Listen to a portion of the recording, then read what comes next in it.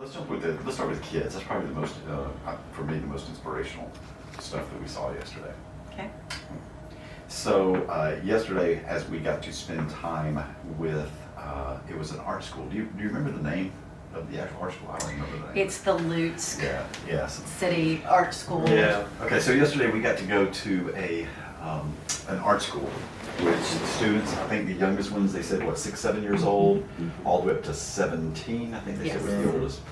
Which, first of all, the talent was insane. Now, okay, I'm an art student, Yeah. took private art lessons. I was in architecture. I have judged all kinds of art competitions for kids, teenagers, many years, even senior adults. I have never had that level of talent in any art competition that I have seen, including with the adults and senior adults. Consistent talent across the board. Oh, yeah. Yeah, and it's not in just one medium. It's like you look at this painting, and then you find out they did this drawing, and then you go see these sculptures. And then the textiles. Oh yeah, the textile. I forgot about that. Yeah. And so, and then blown away that they wanted to just give us some of this. That I'm thinking, okay, they must sell these things for hundreds, if not thousands of dollars. Some of them. So they're wanting to give them to us as a gift. What was your takeaway just from being there at the Art Center and what they're doing with students during a time of war? I was incredibly blown away by, again, now pun intended on this comment, the creativity of the people of Ukraine, the ingenuity in a time of war. Yeah. So I mentioned this, I think, in conversation with all of us, that freedom of expression is the sign of a democratic, free society. And so seeing people exercise that freedom during a time of war is such, I mean, how more real can it get? And in particular, when we learned that the director of the art school was using art as a way of art therapy specific, not only for some of the refugees that they have housed down in the basements during those early days, but for the students that are there. What they are learning, what they are doing there is giving them the ability to express in a healthy way maybe what words that can't be verbalized, feelings that can't be verbalized. And so rather than these young kids keeping all of that inside, they now have a really productive way to exercise that and then share that with the rest of the world, because seeing a painting or seeing a drawing from one of these young women, really these 15, 16-year-old women young girls that we met, what they are expressing transcends language. So we don't have to speak the same language for me to now understand or at least get a peek behind the curtain at what this war is doing to you, how you are feeling about this war. And so that's something that we can take, and that is universal, that's international. Anyone can look at that, can look at whether it was a drawing or a sculpture or a painting and see. And so the takeaway, to answer your question, when I think of how I was when I was 16, and then I see what these 16, 17-year-olds were sharing with us, it is such a mature expression. And I think that, for me, carried like the gravity of what this war is. Like, they're much older than 16. Matt, you've been military. Yes, sir. You've seen the horrors of war. I've You've had to see all of that. And even back home, in Cleveland, we have the veterans who have used our building for art therapy. They are doing art knowledge and stuff. And so I'm just thinking, okay, when people go through the horrors of war, of combat, when they see what cannot be unseen, feel it. So many guys, gals, whatever, even teenagers, they turn to, whether it's drugs, alcohol, substance. It's a way of escaping. Yeah. It's a way of coping. And you see these students, before they get to that stage, are being encouraged and taught how to just pour themselves into that, and now we have adults, back at home who are now learning to cope positively by pouring themselves into art. how about for you, when you're going down there knowing, you know, the front line and now seeing how these The kids back are, end. Yeah, the back end, what these kids are doing, how they're dealing with. Yeah, that's a great question. So I think for me, one, if somebody was watching this that is a veteran struggling, I think for me, when I first got out, there wasn't really the network that there is today for that kind of help. We really didn't understand at that time what it would do psychologically. So I think community, being in a group of people that understand you, or even maybe they don't understand you, but they want to help you. Surround yourself with those people.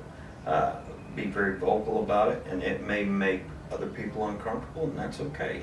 That's okay. And then art, you know, anything you can do to express yourself. It's just doing something, doing anything. Go for a group hike. Go do anything. And yesterday for me it's unique being able to see. We got to experience just a sliver of the reality that those young people face. You know, we were in the top floor where we enjoyed seeing their paintings and their sculptures, and then we passed by, you know, the painting of one of our friends there in Ukraine's son, a painting. He was killed, you know, recently fighting the Russians. And then we slide downstairs into a bomb shelter. You know, and there's got to do something psychologically to you, whether you're aware of it or not, that, okay, I may need to go downstairs because the sirens are kicking, and yes, I'm painting, and this is my reality. Yeah, so Lauren, you were there today when the sirens went off this morning. Yeah, yes, and so I mean, we get there to pick up art that has been donated, that we are now going to be able to sell and raise money for the school.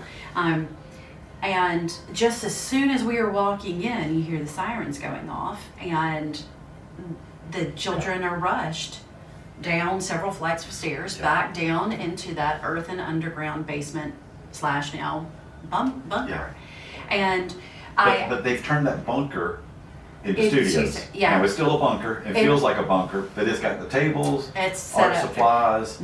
So it's not just go down there and it's grab what you're working on and take it downstairs. Keep working on it. So I asked the director yesterday when this is going on, I asked her, I said, how did the children respond to this? To the air sirens, from having to get up in the middle of whatever they're doing, take it downstairs, and now let's finish. And she said at this point, it's become normal practice. And so for them, okay, we're downstairs. We're in a new part of the building that we normally don't get to go to, and so they carry on as usual. There's not a sense of fear in the children. But she said that the teachers, they are very adamant on maintaining normalcy, maintaining whatever is happening in your classroom upstairs. That's also what's going to happen in the classroom downstairs now in this bunker.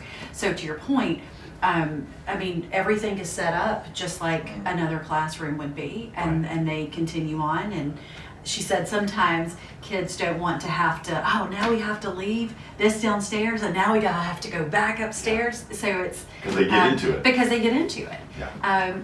And you saw that space, of course, down there. We did. It's not when we were, or when I was there previously. I was at a different school, and yet again, air raid. Sirens going off, and went down into an earthen bunker with school kids there as well. It's a very different setup. It was just sitting around. So at least this art school, you had some of the other beautiful, decorations or drawings and other pieces of art that they've put down there, so it doesn't feel. And these kids, I noticed these students. We get so intense into their work that even while we're going in and touring and they're talking, some of them, I mean, other than just a glance out as hello, I mean, are back into it, and we're walking around taking pictures. They're artists. They're little artists. Yeah, so they're intense. Yeah, they're so the that's zone. the thing, it's like after a while,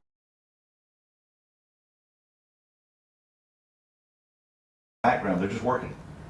Okay. And so, and if you're sitting in an empty bunker in the and all that, your mind is just, I imagine, just reeling. Your heart is just reeling. The wondering, the what if, and the how longs, and all of that. But with them, they're so into it that whenever they can go back upstairs, it's like, Mhm. Yeah, I don't care where you put me, this is what I'm focused on. So here we are, day one over there, we're meeting with all these women who are volunteering, and one of them, her son, Darina, and he passed away when? in May of 2022. Okay, so 6, 8 months ago, 9 months ago. And so we visit with her, and we know she's lost her son. We're in the cemetery, and we see his grave. And we're in the square, and we see his photo on the wall of heroes. And then we go to the art school, and he was an architect. His father was an architect, he was an architect. And he went to that school and did, as a student, when he was a kid. And there is a picture that he has done, a portrait of, that he's done with his picture. And so we see this thread that whether it's front lines, whether it's volunteers, whether it's food, whether it's even the art, that we see this thread for at least for one guy. And I didn't really expect that, but then I'm like, okay, I can see this whole thing is coming together of all these what seemingly disconnected organizations other than they're unified by war.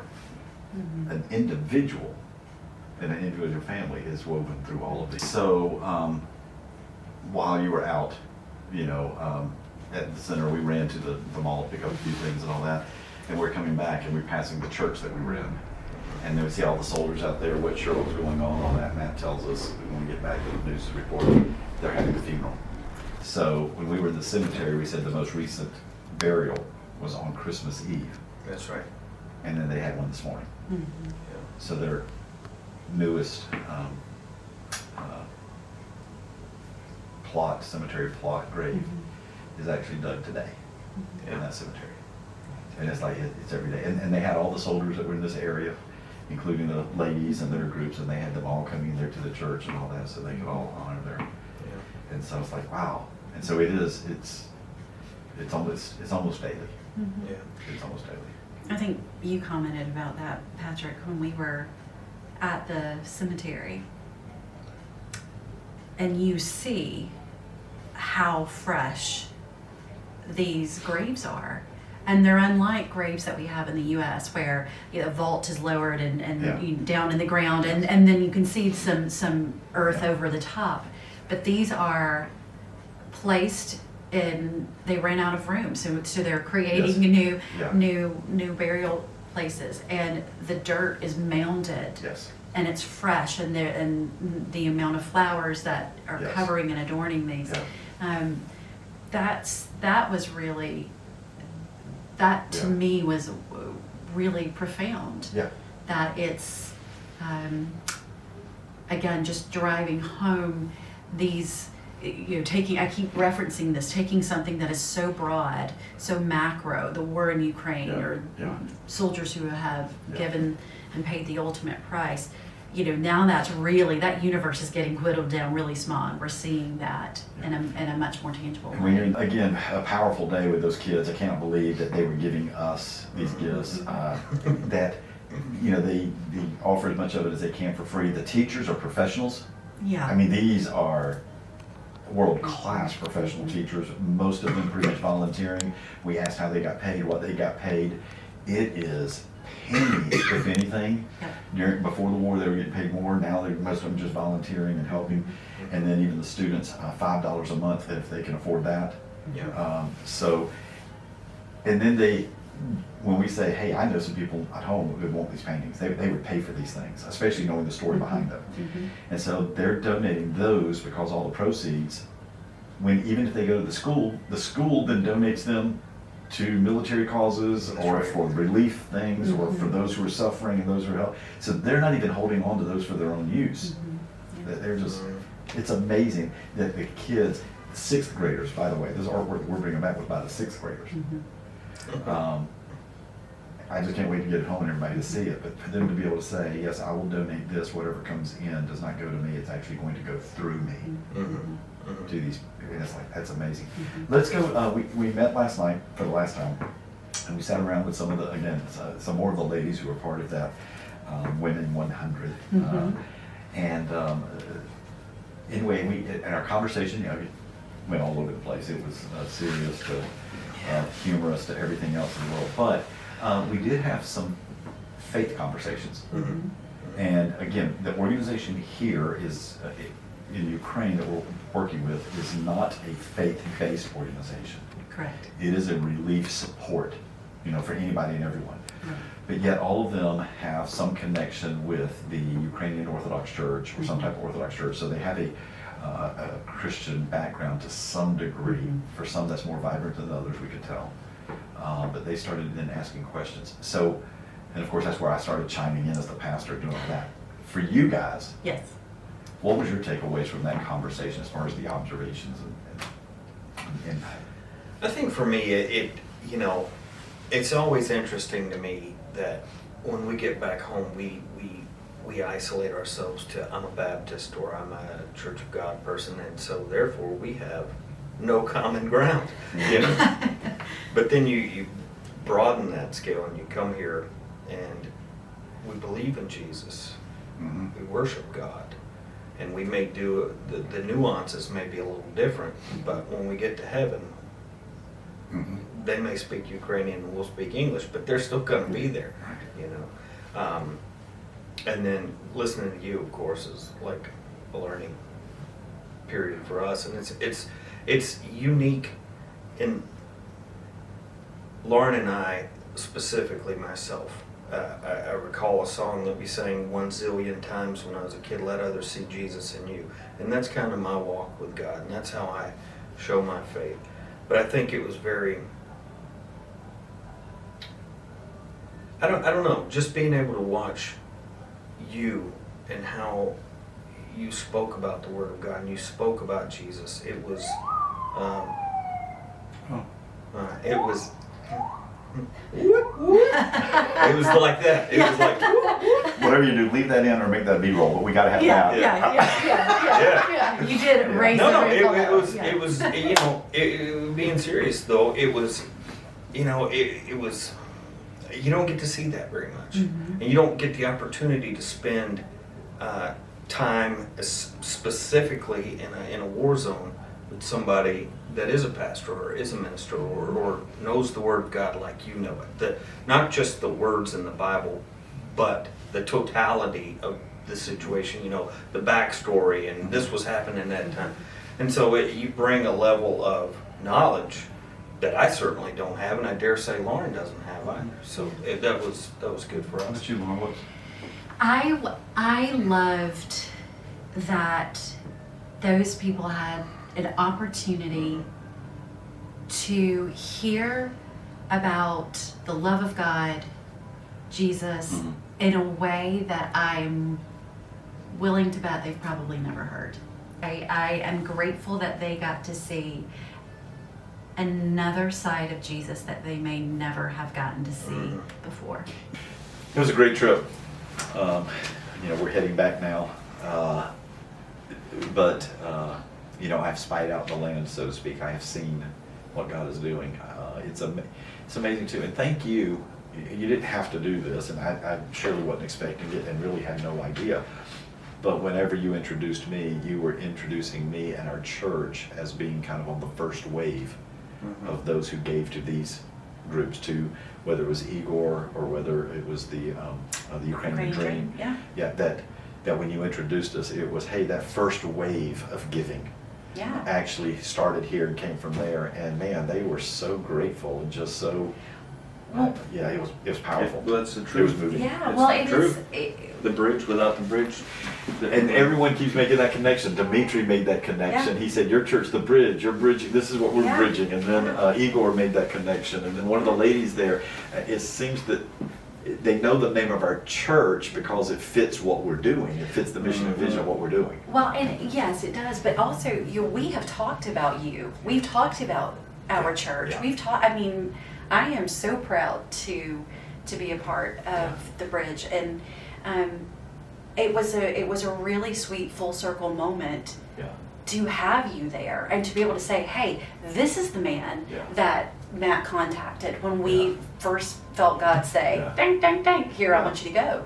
And really, Patrick, Yeah. without you it's God ordained, but without that relationship Yes. with you to help make those connections and get the ball rolling. Yeah. I mean, it really, this full circle moment, to see just the way that God is using all of us Yeah. in this really beautiful And the church. way. Yeah, Yeah. the church, And yeah. every single person that has given, that has whispered a prayer or prayed aloud, whatever, for these people, being able to see the fruits of that and Yeah. see how that's being used and how God is multiplying. You know, we can't, my grandma always says that, she's like, you cannot outgive God. Yeah. And whether that is financially or through our prayers or our time or our energy, it's just such an incredible thing to see how far we've come in less than a year. Yeah. And think how much more so is, you know, if we're obedient, we follow, you know, God's got he's endless possibilities for us, especially with what we can do to help Yeah. here. You know, we kind of make it a last thing here. When we give on our end, we're giving to a cause, and it Mhm. seems kind of impersonal. I mean, we know there's people, Mhm. but it's a cause. Mhm. To be on this end, everyone who received it made it personal. Mm. I thought that was interesting. You know, hey, it's the Ukrainians, it's those people, it's the refugees, it's the church, whatever it may be. But the people on this end made it very personal. It was the bridge. It was me. They were thanking me as as if there was a personal connection here. And you guys did that. I mean, y'all built those relationships, but still on this end, they were not seeing it as coming from some impersonal thing. Mhm. They were grateful to put face and name with something they received and helped. And so thank you for literally, I mean, I'll just say that's not just representing the bridge, literally being a bridge for the people in times of need, with people who have resources and hearts and willing to help. Mm. Well, I say this, and it's in all sincerity, it is truly an honor doing this type of work. I was sharing this earlier today with the director of the art school. Doing this, giving of ourselves, being able to do this, being able to be used by God in this way. I feel like we're on the receiving end of that, and I'm grateful. Yeah. So thank you for your partnership and your willingness to be able to do it. Thanks for being here. Yeah. You know, Thanks for slipping being and here. sliding across the border in Ukraine, and Yeah. Hey, okay, we'll close in there. Dude, Matt's driving skills. That was more than 2 inches of snow. There was ice in a van not made for that on roads that had not been salted for hours in the dark with headlights that would not let us see. Yes. We had 14 hours. 14 we had hours. the worst possible conditions, from the vehicle to the timing to everything. Yeah. Turned a 3-hour trip into 14 hours because we sit for 9.5 at the border. Literally, when we say sit, we mean sit in the same location, rolling 10 feet every 2 hours. An hour was generous. Oh Yes. my goodness. Yeah. When y'all said it could be bad going back, I was like, there is no way. Yeah. Yeah. It took us 14 hours to get from Cleveland, Georgia to maybe Macon, Make it. Georgia. Yeah, make it. Yeah. For Maybe not even- 14 hours. Okay. And in a closed space. So I said this earlier. You can't just travel with just anybody. So Yeah. yeah, I'm grateful. You and Isaac were so easy to travel with. I was grateful for that. Oh. Yeah, made it fun. Oh, and the smartest preparation, which I did not think was that big of a deal, was we're going to stop and get snacks before we start out on the trip. You knew. Yeah. We know. Yeah. Military training. That's it, man. Yep. Slipping and sliding through stop signs, running stop signs. Oh my goodness, yeah. Yeah. It was awesome. It Yeah. was wild.